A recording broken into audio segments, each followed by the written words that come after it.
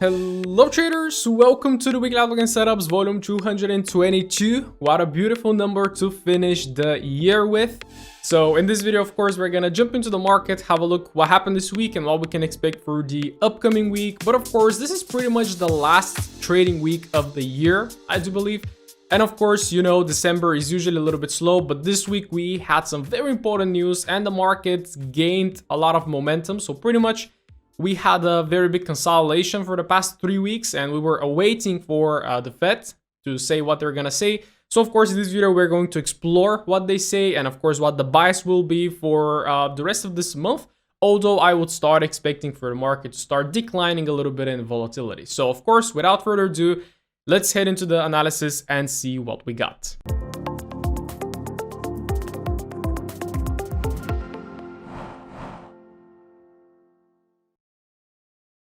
Alright, as always, we're gonna get started with a Dixie, but before we do that, let's have a very quick look at the economic calendar for this week. So Monday we start with a couple of medium impact news. We have a couple of speeches right there from the ECB, nothing that important.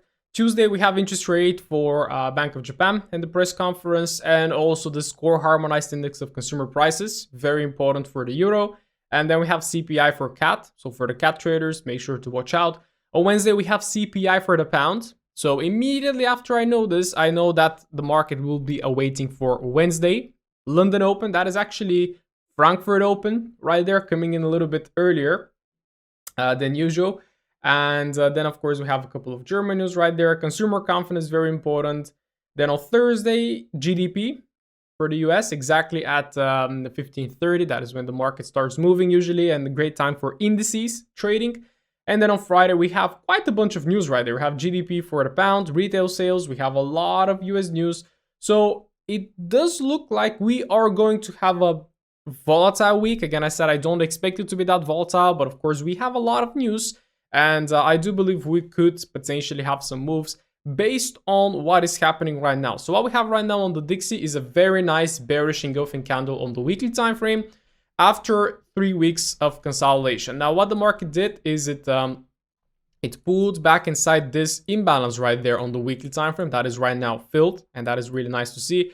We tapped in once, we came in 2 times, and right now we are rejecting to the downside, confirming that we are about to push lower. And of course, the next question is, okay, where is the market going to potentially? The first thing I see is this weekly imbalance right there, and then of course the next target will be the weekly low liquidity. Now, why is the dollar dropping? Well, because the Fed suggested that they are potentially going to start rate cutting from next year, and which of course a rate cut results in a depreciating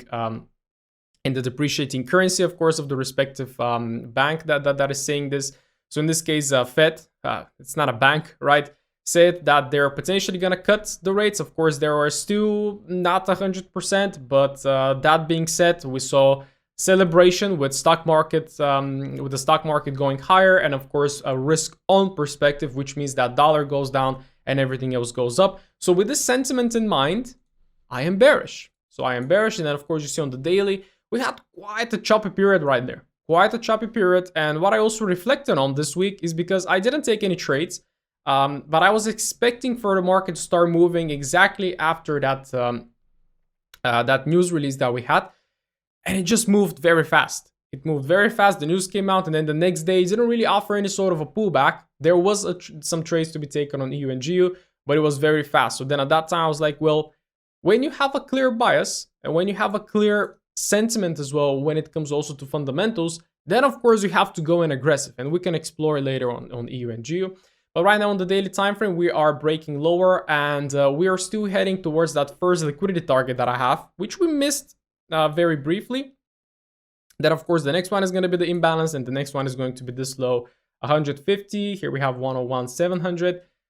The market right now is retracing on Friday. So what I do believe will be a perfect scenario for this week is for us to tap inside this imbalance. Here we also have a little bit of a gap. I do believe this is called a volume imbalance. I'm studying a lot right now, trying to improve as well, looking at some ICT concepts. So hopefully this is not going to confuse you, but I'm gonna start implementing what I learned in the videos, so also to train my eyes and to train my understanding of it.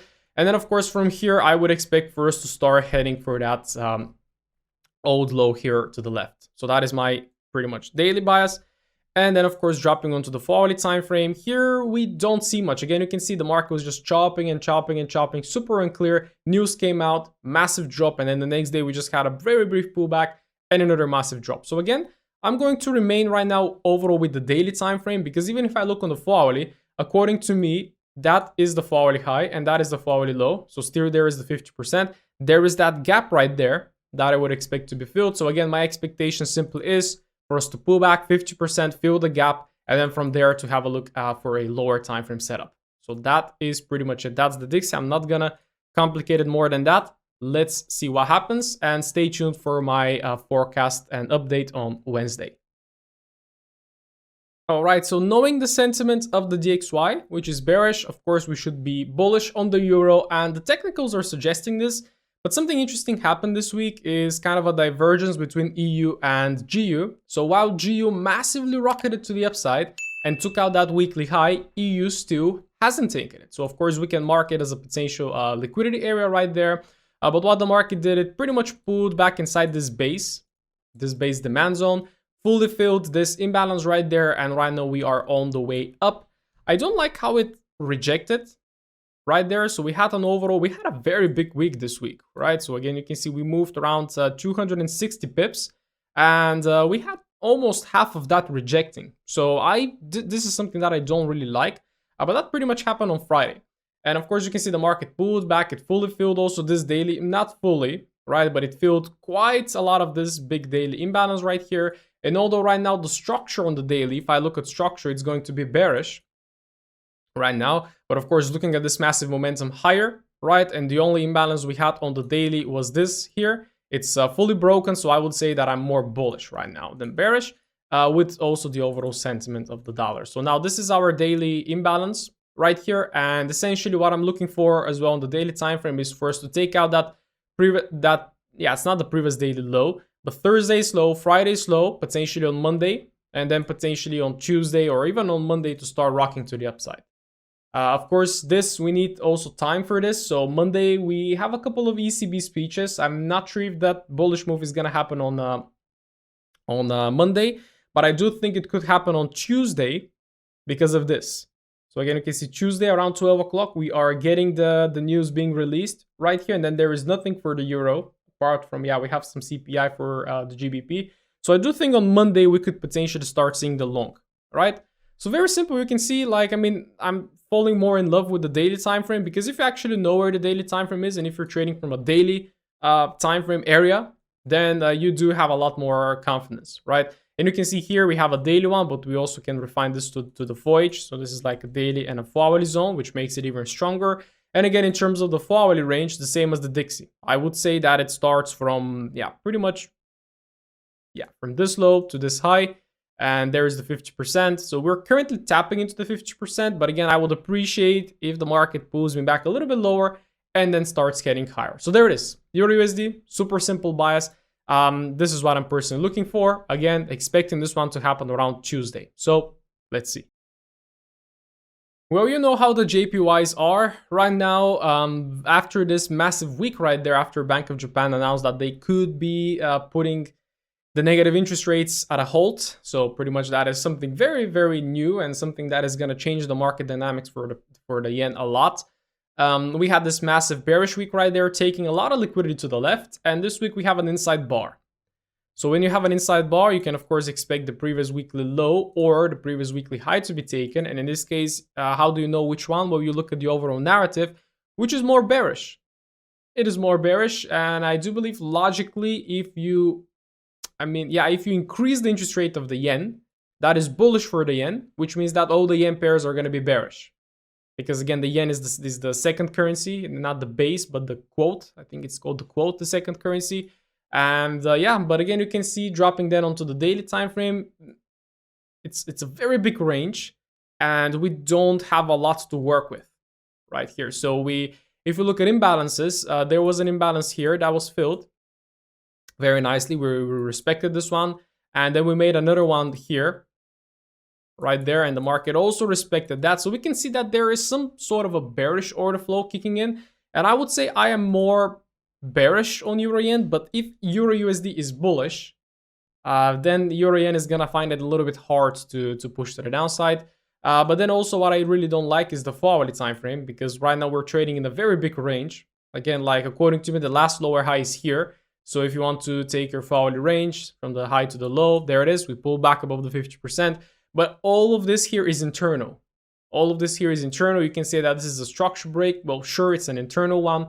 Massive break lower, pulls back. If you take this very recent range as well, pull back 50%, filled in the imbalance. So again, I would say I am more bearish than bullish. But again, this is not a market that I would trade right now based on based on the daily and the weekly and overall. Like right now, I would expect this one to consolidate. I don't expect it to make like a massive rally down or a massive, who knows? I do believe we have some, we have on Tuesday, Bank of Japan interest rate decision. So maybe it moves. So again, guys, wait for Tuesday. Let's see if the yen is going to move. And then, of course, we're going to try to build a little bit of a bias. But again, my expectation is for it to go lower.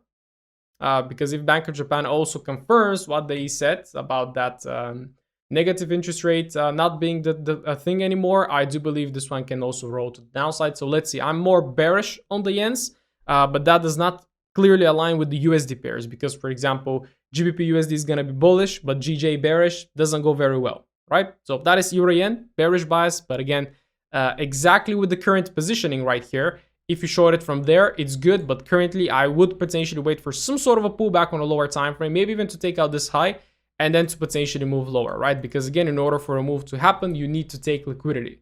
So that's pretty much it.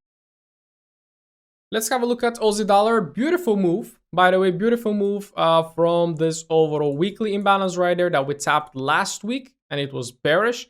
And this week we opened and whoop, massively, well, not massively, but very nicely just continued to the upside, which was once again an impact of the news, because you can see we kind of tapped inside this imbalance right there. We started from Wednesday, chop, chop, chop, chop, chop, all the way into the news, right? So again, you can see when the hard time frames align, when you have a clear hard time frame area of interest, like in this case, this weekly imbalance, all it waits for is a catalyst. And in this case, the catalyst was, of course, the Fed. Right now, we do have a very nice break of structure on the daily. We do have a very nice daily imbalance right there, similar to the rest of the pairs.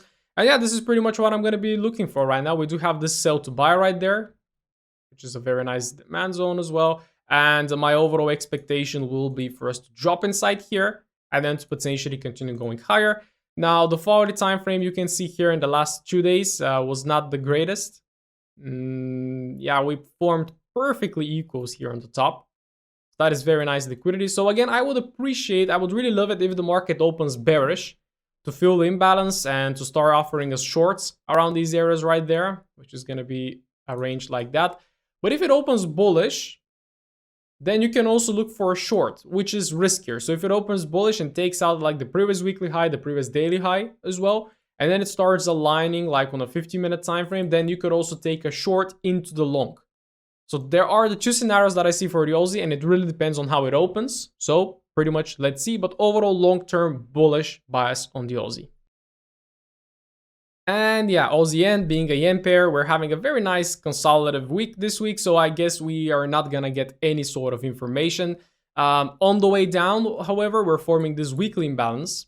And again, keeping in mind that, as I told you, overall the JPY is being bearish, we should be looking to form like narratives within that kind of perspective.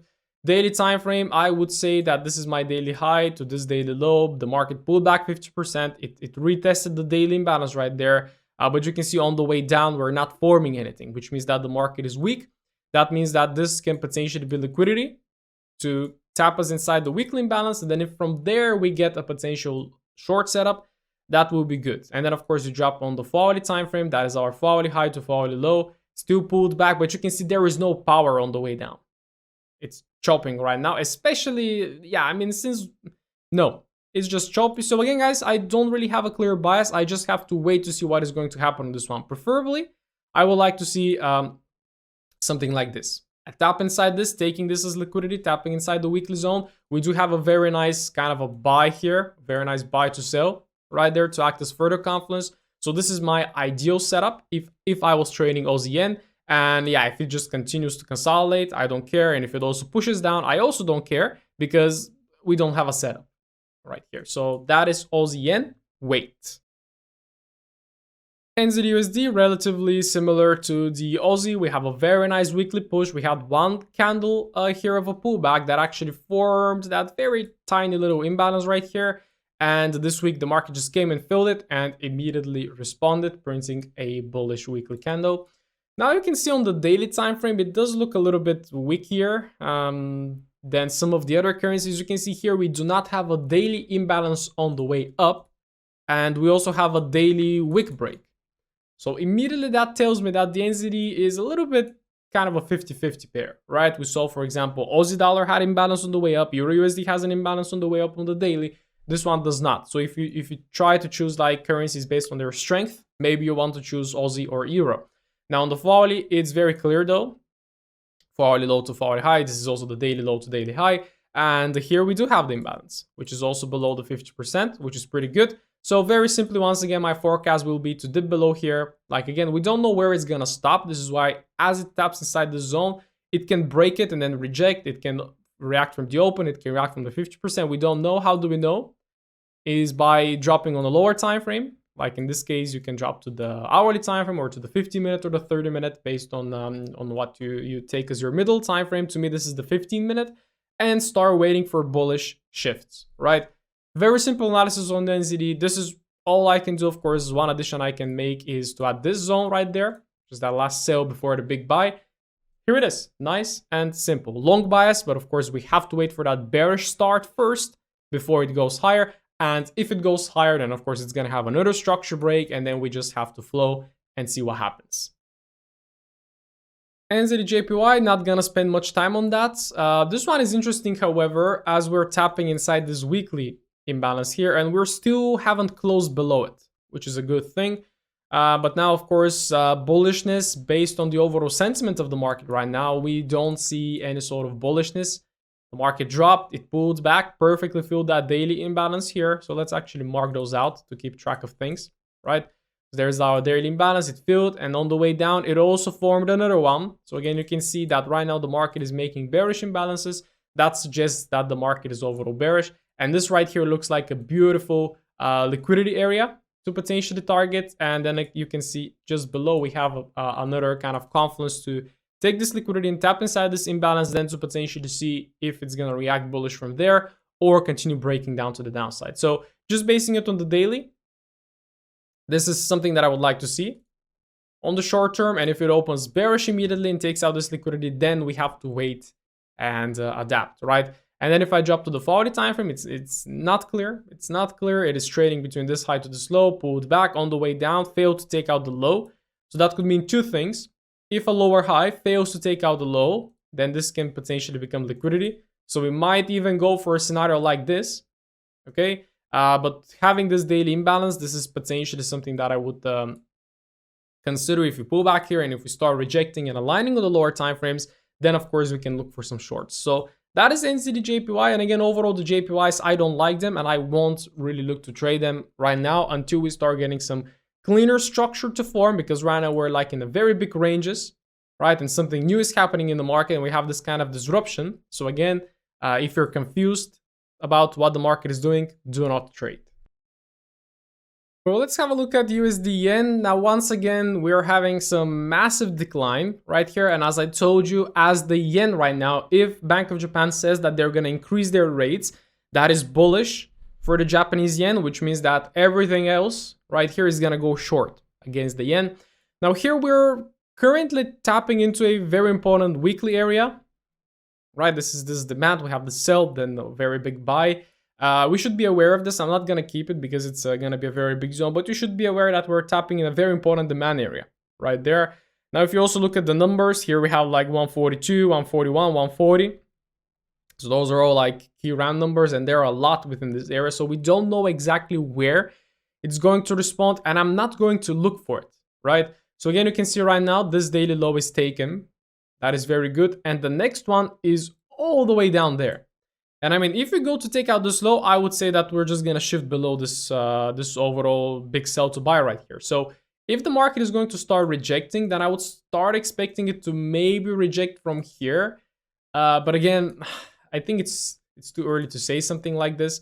Now here we have a daily break of structure, and there we have another daily break of structure, but also took liquidity. This is why we're having a nice rejection candle right there. But the market also formed imbalance, which is very good. That is very good to see. So I am going to remain bearish right now, but probably short-term bullish because we would expect this to fill.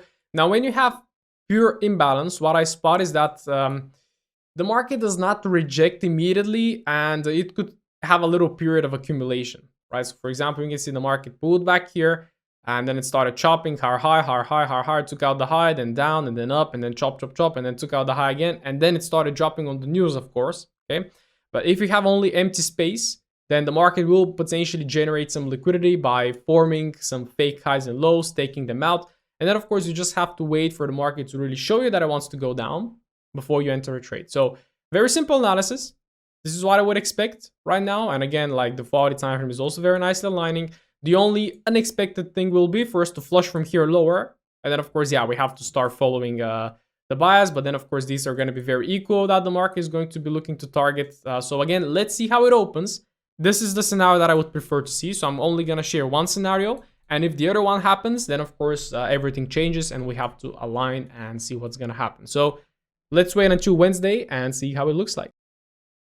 All right, let's have a look at the pounds. That offered some very nice setups, but again, slightly bit harder to get in. I was observing it, I was thinking about it, but I really didn't expect for the market to pump that much, which is one of my biggest reflections this week. Well, not biggest, I pretty much know this, but as the market hasn't been that impulsive this year, like you tend to forget it, that usually the market prepares for something, it starts to chop around, and then there is a catalyst. In this case, the catalyst was the Fed with what they said this week, and then the market just rockets, right? Rockets, and then you start potentially expecting pullbacks, but the market doesn't give any pullbacks. Or you start thinking that the market is going to reverse lower, but it doesn't reverse lower, right? So here what we had is we were sitting inside this weekly imbalance area, tapped in, and again, this week just reacted higher. And again, as I told you, like the difference between EU and GU is that GU right now took out the daily high. EU still hasn't. There is EU, no daily high. There is GU, daily high, right? So that is strange. But again, very nice and simple buys. Again, you know, from last week, we said that we're sitting inside this daily zone right there, bullish, weekly imbalance filled and everything. So I was bullish bias. But again, you can see we spent like around 6 days right here waiting. Then the news came out, took out the low, and then it just started rejecting higher. Well, not rejecting, but pushing higher. Now, here we have a tiny little bit of imbalance that could be a potential area of interest to be looking for a trade. Come on. And let's drop to the volatility. So now what the volatility did here is this trade. Exactly right there. And once again, reacting from this imbalance. But again, I was expecting a slightly deeper pullback.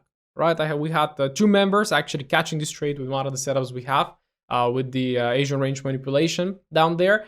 But again, like you can see, chop, chop, chop, chop, chop. There is the news. We just came in, took out this low, and then just rocketed to the upside. And then on the next day, there is no pullback. There is no 50%. There is no even 30%. The market just pinged right there this low, and then just massively started pumping higher. Okay. So right now, in terms of the volatility time frame, this is the low and this is the high in the pullback mode, and you can see this daily imbalance is roughly around the 50%. So I would look for the market to tap in, like even go a little bit deeper or just ping below the 50%, even like break below this imbalance right there, as long as like on the daily time frame it doesn't close below it. Because if it closes below on the daily, of course we still have this one that I don't consider to be filled. We can be looking for all the way down right there. I'm going to say that I'm long bias on GU, but of course things can change. Right, so of course, pretty much the highlight of this week was this setup right here. And this setup happened before London Open. And usually what I've spotted from my testing and pretty much a live trading is that if you have a Frankfurt low, like pretty much if Frankfurt manipulates the Asian low, then London is going to come for yet another little manipulation. So I was looking right here, like 10 o'clock, this is my London Open, for the market to ping a little bit lower and then to give me the long, but no. Here developed a 5-minute setup, rushed higher, and then from here, right there, you could have taken a trade here, but I was like, okay, we took out the Asian high, and I thought it's maybe gonna come down to take out some liquidity to fill in some imbalance, but no, the market just said no. And then on that day, we had the Bank of England, and I thought, okay, well, Bank of England is gonna come in, we're gonna get a short before the long, but no, you can see the market just carried on and carried on and carried on to the upside. So again, guys, when you have news and when you have a clear sentiment introduced, don't wait for pullbacks, don't wait for big things to happen, right? Just enter into that trade, because when you have a clear sentiment, usually what the market is going to do, it's going to make it harder for you to get into a trade. Because if it was easy, if it's like if after the news the market gave you a pullback and a break in the retest, it would be too easy, right? So very simply on GU, this is my expectation. I'm long bias. The only thing that worries me is that we took out the daily high while EU did not. And yeah, we could start expecting maybe even some shorts. I mean, it's the end of the year. And in the end of the year, we see a nice rally. So maybe this is what currently the market is doing. So I'm going to remain bullish until proven otherwise. So let's see what happens. Well, GJ, another JPY pair. On this one, we have some 3 very nice bearish weeks. We formed also weekly imbalance right here. On the daily time frame, we pushed, we pulled back very nicely, and we dropped even further lower, creating another imbalance that just got pinged on Friday. And here, however, what you see is that we broke out the low. Like on some of the JPYs, the low was not broken, but I believe on the USDN it was broken. And pretty much our next liquidity target will be this low, because if this low was going to hold price, it should have held it by now. So I do think this is where the market is headed right now, which is 178. So dropping onto the 40 time frame, this is where it gets tricky because you don't have a lot to work with here. The good thing is that we have a brand new range. So there is a new 4-hourly pullback, 4-hourly break. So that is a daily and the 4-hourly break here. And this is my 4-hourly high to 4-hourly low, pullback above the 50%. Now the question is this pullback enough to cause the market to move lower? So I'm going to give you 2 scenarios here. The one that I would prefer is for us to collect liquidity above this Friday's high right there, and then to drop. But of course, the second one will be for the market to just start trending lower towards the liquidity. So there are the 2 scenarios. I mean, it will be very nice for Monday or Tuesday to kind of sweep above this high here. But again, as I told you, sometimes this is enough. Like you can see, this is actually the Asian high. Like, I don't believe that this one is going to be left like this, but again, who knows? Again, I would prefer for us to have a bullish manipulation and then a short, but if it goes down, it goes down. So that is my GJ outlook. Looks pretty clean. Let's see. All right, let's have a look at gold. So with the overall sentiment that we're getting from the dollar, then I do believe gold should continue pushing higher. But again, knowing what kind of liquidity we took recently, which is making all-time highs and taking these 3 liquidity points right here, well, the market already did pull back, right? It already rebalanced here, this imbalance right here. It already tapped inside this weekly demand zone. So there is a lot of confidences for the market actually going higher. And then we transfer onto the daily time frame. Now here we have a daily structure break lower, but immediately after we have a daily structure break higher. Now it's with a wick, but you can see that we have a very nice imbalance right there on the daily. Now you can see here, this automatically kind of aligns with our overall expectation. So let's see. We are currently here. If I just drop a little bit of a daily range, like the 50% is exactly at the 50% of the imbalance. And then the 4-hourly time frame is also the same range. You can see, yeah, pretty much there is the news pump. Pullback accumulated. We just swept the previous daily low right here. That happened on Wednesday. Tuesday was choppy. Wednesday sweeps the low. And then it just prepares. And then the news come out. Whoop, rallies. And right now we are pulling back into that daily imbalance. Now again, you don't just want to go long. You want to drop to your hourly or the 15-minute time frame. Wait for your bullish alignment. Wait for liquidity to be taken on the intraday basis. And then, of course, then start looking for longs. But yeah, this is something that I would expect. Right now, potential short scenario.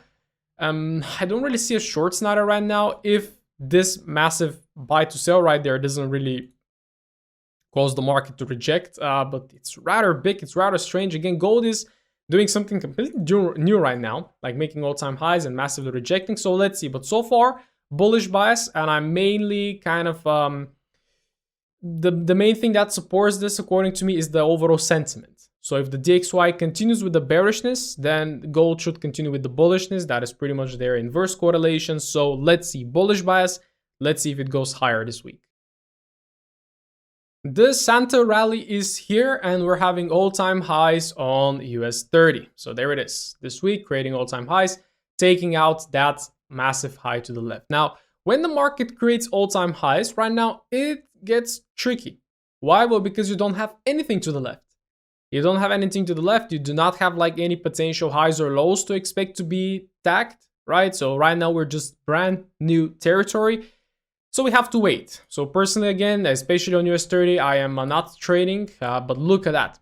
Look at that. Just starting from all the way down right there. Like again, look, November push, little pullback push, and then it just started rallying higher. So US30, this index massively went crazy. So again, what can I say about it? Well, we can start looking for imbalances potentially, but we have a lot of them. One here, one there, and of course we have this overall area right here. It is pretty hard for us to potentially forecast where it's gonna go and where it's going to react from. So that is the daily absolutely bullish and the volatility time frame as well. Like it got a little bit tricky right here, but then of course the news come out and we started rolling to the upside. Volatility time frame is what we can focus a little bit more right now, because again we have this volatility break of structure right here, and if I just do this and the market pulls back, and right now it tries to react from this, but if it fails to push higher, then most likely we're going to make a trend change, then a quick short into this imbalance right here, and then from there, again guys, I don't know, this is brand new territory right now. It's very high as well. So you want to be careful, and I do believe Nasdaq and SPX could be a little bit better to trade because they still have something to the left to target. So that is US30. I don't have a clear bias. Honestly, I don't have a clear bias. Of course, it is bullish, but it's bullish, but from the current positioning, it's not pretty good. I would prefer for us to pull back on the daily and then start looking to go long, which of course could already happen next year. So that is US30. Let's have a look at the two better indices. Well, I told you Nasdaq is better, but this one is also coming extremely close to taking out the all-time highs that are just resting right here. And we are just, what is this, 20 pips? Yeah, I think around 20 pips away from this, right? So I do think it's going to get taken, and then pretty much the indices are going to get a little bit untradeable, because again, with all-time highs, then of course the market is in new territory. So it's going to start rejecting, it's going to continue pumping. For how long is it going to pump? We don't know, but maybe we're entering into another bullish market. Again, there are still talks about recession and that it's going to be really bad and this and that. I do think this is just to scare us, like to think that the market is going to drop in recession. But you can see since like pretty much since September right there, 2022, we've been rallying. There's no recession, right? So this week, again, very massive. And this one was pretty clean because we had this weekly imbalance right here. Was I on the monthly time frame? Oh yeah, it looks like I'm on the monthly. So what am I doing on the monthly? So yeah, let's start with the weekly time frame. So we are currently responding from here, right? And we're already making the move higher. So that is the weekly going for this high. We reached the first, I had two targets. So of course, all-time high and this high. The first one was reached just on Friday. I was paper trading along into it. No, it actually reached it here on Thursday, but it just very briefly, and I thought it's gonna come in once again, right? I tried to take a long here on Thursday from here just to target it, but the market pulled back. It filled in this forward imbalance right here perfectly, and then it rallied and it took out the high. So currently, it's not clear where are we gonna long from and how. So on the daily time frame, we do have plenty of imbalances, and I don't like seeing this because usually when you have one clear one, that is when the market goes, right? You can see here, for example, one clear one, the market tapped and went. Then you have nothing here, so the market came out to liquidate something and then it went, right? But right now we have a lot of those. We have a very big dealing range on the daily, and it's not clear where is it gonna go and where is it going to react from. So in this case, you can focus a little bit more on the volatility time frame, like more intraday, but you can see exactly right now after responding from this this demand and pushing higher, we don't really have any imbalance to the upside. It took out that high, which technically means we made a structure break, but so again, I'm gonna be extremely honest, I currently don't have a bias and I don't have a potential area that the market could respond from. So I don't see any bullish area to respond from right now, like something like a pullback here and then to react. It could go and hunt some liquidity, or it can just start popping to the upside. Like on the daily time frame, the only point of reference I see is this imbalance right here. So if the market decides to open very nicely bearish to potentially take out this low right here and then to potentially go hard, then okay, but as of right now, it's not clear. And on the volatility time frame, I don't see anything that makes sense. After we took out that high here on Friday, the market rejected, and you can see overall right now, it's looking like a little bit of a consolidation. So the only setups we're most likely going to be getting is on the intraday. So like wait for a New York Stock Exchange open and then like up and down, and then you try to trade away from the liquidity grabs. But as of right now, I do think a better focus will be Forex, Euro USD, GBP USD, those pairs that are clear. So this is where my focus is going to go. Once again, looking for that one good trade. So that is Nasdaq. And S&P 500, you can see that it has a lot more to reach for. So there is the all-time high, and this one is pretty much the one that is the furthest away from it. But we're slowly getting there. Again, you can see only consecutive bullish candles are just making their way higher. Now, again, it's going to be a little bit tricky because right now we're just sitting at a high and we have 1 and 2 and 3 imbalances to potentially react from. Of course, I'm going to mark the last one. That is this one right here. And again, looking at Friday's candle, very dead. Here as well, kind of starting to reject a little bit because we did take out some sort of liquidity to the left. Oh, no, we haven't. Okay. So yeah, you can see here again, this daily high and this daily high, and pretty much this is the all-time high. Those are the liquidity targets. And what I would expect right now to happen is eventually for us to make a pullback and then push higher. That is my favorite setup if it's going to occur. And then again, you can see on the hourly time frame, it pinged into this hourly imbalance, tried to push and it failed. So this one is also beautiful liquidity available right here. So if we open bearish, take out this low, tap inside this daily imbalance, then from here, I'm going to be looking for longs, targeting this high, and then pretty much calling it a year. Because then we're going to be taking this high, and then all-time high is very close as well. But that is the setup I'm looking for SPX. If it opens bullish, then of course you have to see how the daily and the hourly candles are going to develop. If we're going to have strength to potentially drive it into the all-time highs. But I would prefer for it to start bearish and then to go long. So that is SPX. Nice and simple. Alright, Fanatics, hope you enjoyed it. So pretty much for next week, I'm going to be focused on Forex and namely USD pairs, because right now we're having a very clear bearish sentiment on the DXY. We have a very beautiful daily imbalance right here, a very beautiful dealing range that I would expect for the market to fill. And then potentially Tuesday, Wednesday, and Thursday to actually make a move lower into first target here, second target imbalance, and third target this low, which means that Euro USD should be heading higher. This, unlike EU left the high, so it could also kind of go short, but I don't think so, right? So let's see how this one is gonna go. But yeah, JPY pairs, I don't like them. They're all overall bearish because of what was said by Bank of Japan recently. So if you take trades, try them to be shorts. And yeah, USD pairs, Aussie dollar also very clean. NZD dollar, not my favorite because you can see on the daily, it's not as strong. UJ bearish, having a very clear daily imbalance, very similar to the DXY. GU also preparing for a very nice long, and I really hope it goes because we have a very clear daily break. We have a very clear daily imbalance that we're probably going to tap on Monday. And then again, Monday, Tuesday, Wednesday, the first days of the week, I'm going to be looking for those longs, making new weekly highs. And then potentially, like you can see here, we have a couple of targets available. There is 1, there is 2, there is 3, there is 4. There are a lot of stuff to target on GU. 28 is the first level. And yeah, pretty much that's it. Gold also looks like very nicely longs to react from this daily imbalance. US 30, it's the only index that is making all-time highs, so I'm not going to be touching this one. And then, of course, when it comes to NASDAQ and SPX, I do like SPX a little bit more because if it taps into that daily imbalance, then we can start heading higher. While NAS is kind of strong, but it also took out that high right here, so slightly bit more confusing. So again, as I told you, the focus is going to be on the USD pairs, trying to get short on the DXY and long on everything else, and then call it a year. So traders, this is the last weekly outlook of the year.